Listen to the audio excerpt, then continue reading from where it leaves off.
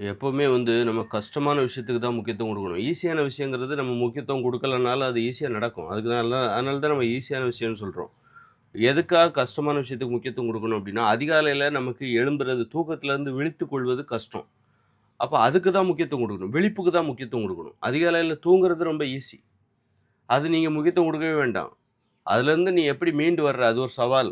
அது எழும்புறது. அதுல நமக்கு அ அதிகாலையில் விழித்துக் கொள்வது தான் கஷ்டம், தூக்கத்திலிருந்து.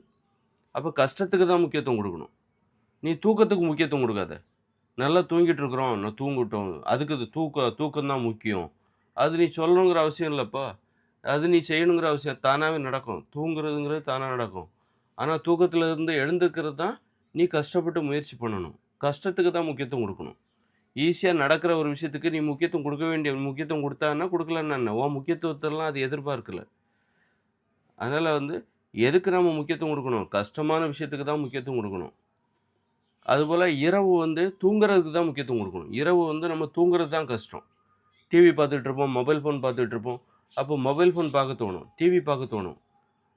டிவி பார்க்குறதோ, மொபைல் ஃபோன் பார்க்குறதோ இரவு நேரத்தில ரொம்ப ஈஸி.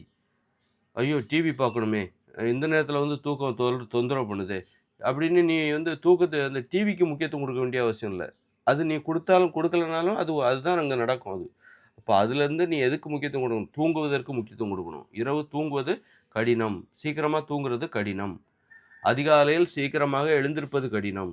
கடினமான விஷயத்துக்கு முக்கியத்துவம் குடுக்கணும். அதனால முக்கியத்துவம் குடுத்து பழகணும். இந்த மாரி பழகிட்டாலே, அதனால கிடைக்கிற நன்மைகளை நீங்கள் உணரும்போது, அப்புறம் அத அத விடவே மாட்டீங்க. அந்த அந்த பழக்கம் உங்கள கெட்டியா புடிச்சுப்பீங்க. ஒரு பழக்கத்த ஏன் கடைபிடிக்க மாட்டேங்கிறோம்? நல்ல பழக்கமா இருந்தாலும் ஏன் மனிதர்கள் நெறைய நல்ல பழக்கங்கள கடைபிடிக்க மாட்டேங்கிறாங்கன்னா, அதனால என்ன நன்மை வருகிறது என்பது அவர்களுக்கு தெரியாது. அதை கடைபிடிக்கும்போது தான் நன்மை வரும். மத்ததெல்லாம் புத்தகத்தில படிக்கலாம், 4 பேர் சொல்லலாம்.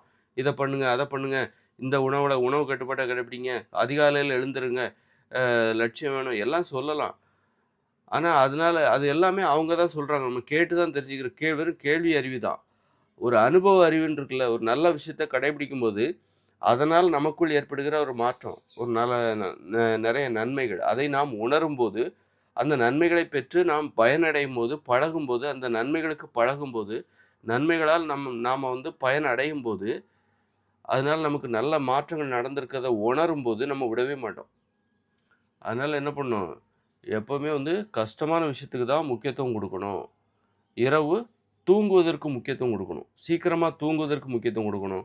ஏன்னா, இரவு சீக்கிரமா தூங்குறது கஷ்டமான விஷயம். அதேபோல அ அதிகாலையில் விழித்துக் கொள்வதற்கு முக்கியத்துவம் குடுக்கணும். அதிகாலையில் தூங்குவது எளிது.